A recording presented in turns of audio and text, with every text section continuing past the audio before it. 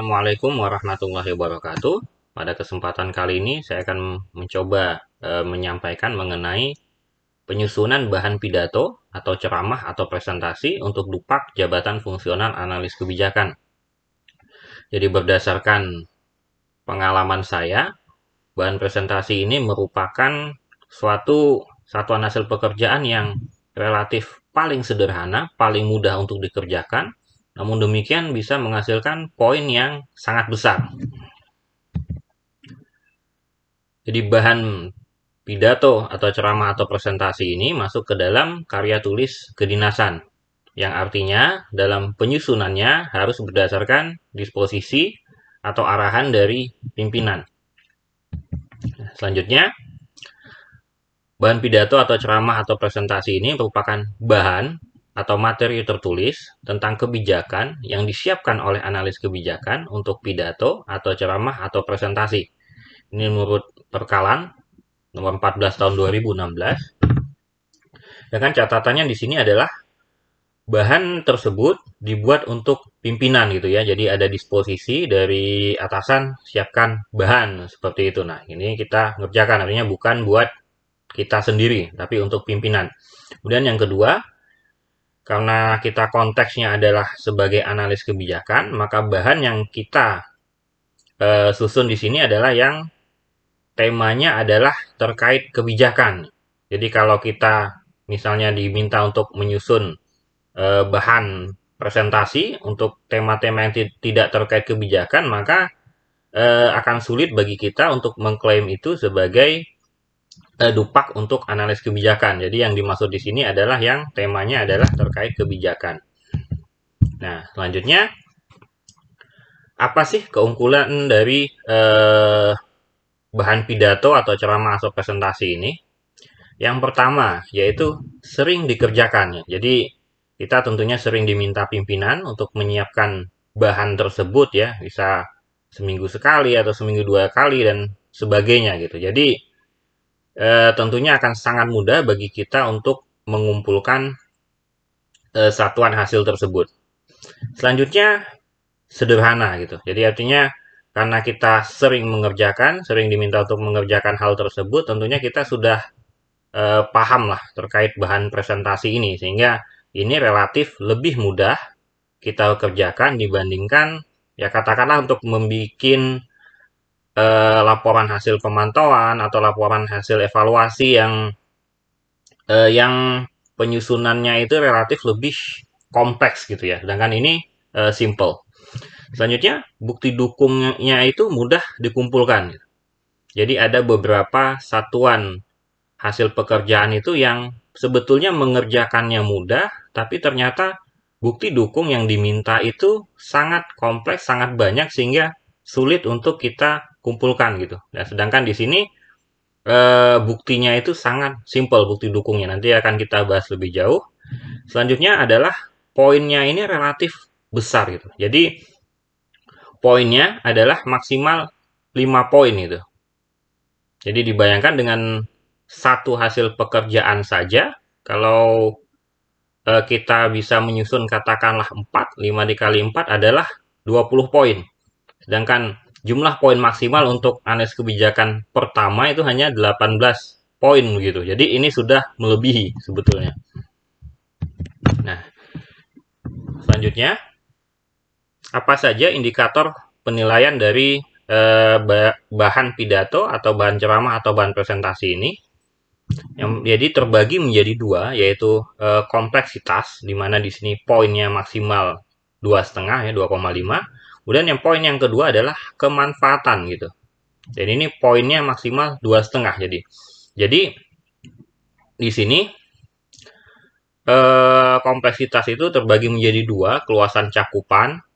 Ya, ini poinnya maksimal 1,25. Nanti dilihat 1,25 itu kalau bahan yang kita gunakan itu lingkupnya adalah nasional atau antar negara 1,25. Nah, nanti misalnya internal organisasi 0,31, kemudian antar kementerian lembaga 0,63, maaf antar SKPD dalam satu Pemda atau kementerian lembaga 0,63. Dan kalau dia antar kementerian dan lembaga Itu 0,94 seperti itu. Selanjutnya adalah tingkat kesulitan. Jadi di sini maksimal 1,25 gitu ya.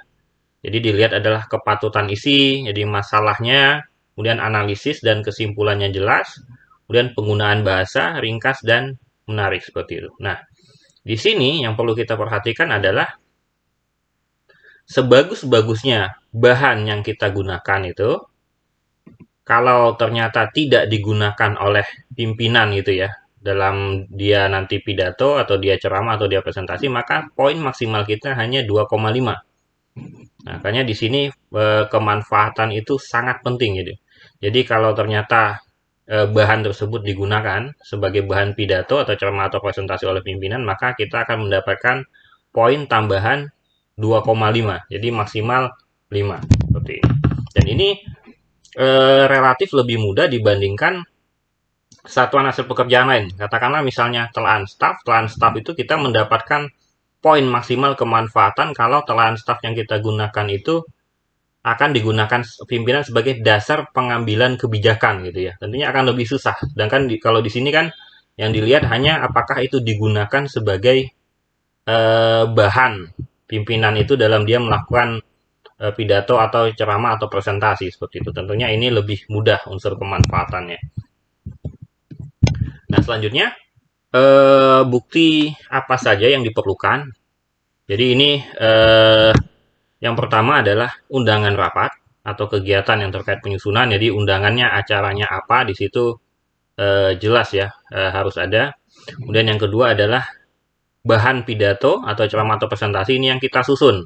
Ini yang kita susun seperti apa gitu. Ini yang harus kita sampaikan. Kemudian yang ketiga adalah dokumen finalnya, itu dokumen pidato atau ceramah atau presentasi. Jadi ini dokumen akhir yang digunakan oleh pimpinan itu seperti apa gitu. Jadi nanti akan dibandingkan antara bahan masukan kita, kemudian dokumen final yang digunakan oleh pimpinan itu seperti apa. Nah, selanjutnya yang ketiga adalah surat pernyataan oleh decision maker tentang penggunaan bahan tersebut. Nah, jadi kalau tidak ada surat ini, pernyataan ini, maka kita tidak akan bisa mendapatkan poin maksimal gitu. Jadi tidak akan mendapatkan 2,5 yang tadi dalam unsur kemanfaatan. Selanjutnya yang keempat ini adalah disposisi gitu.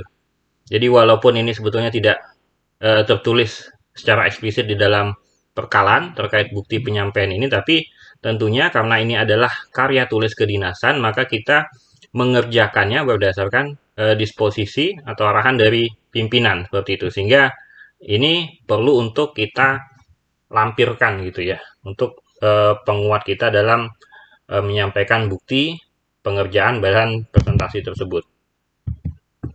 Selanjutnya ini adalah contoh surat pernyataan penggunaan bahan pidato atau ceramah atau presentasi. Jadi tadi untuk mendapatkan poin unsur kemanfaatan itu kita harus ada bukti bahwa bahan presentasi kita itu digunakan oleh pimpinan gitu kan. Nah, di sini buktinya adalah surat keterangan penggunaan bahan presentasi misalnya. Jadi ada pimpinan kita, dia identitasnya seperti ini, dia mencantumkan di sini. Kemudian menyatakan bahwa bahan presentasi berikut ini. Nah, ini kalau saya lebih prefer bahwa gelondongan saja itu. Jadi artinya yang satu jenis, misalnya sama-sama bahan presentasi, jumlahnya berapa, kita tuliskan judulnya di sini, kemudian kita minta pimpinan untuk tanda tangan. Jadi ini akan lebih memudahkan pimpinan kita dibandingkan kalau harus satu-satu.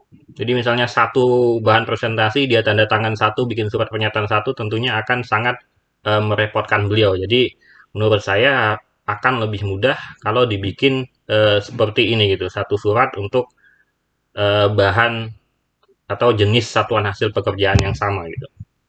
Baik, demikian dari saya. Lebih dan kurang saya mohon maaf. Semoga bermanfaat. Assalamualaikum warahmatullahi wabarakatuh.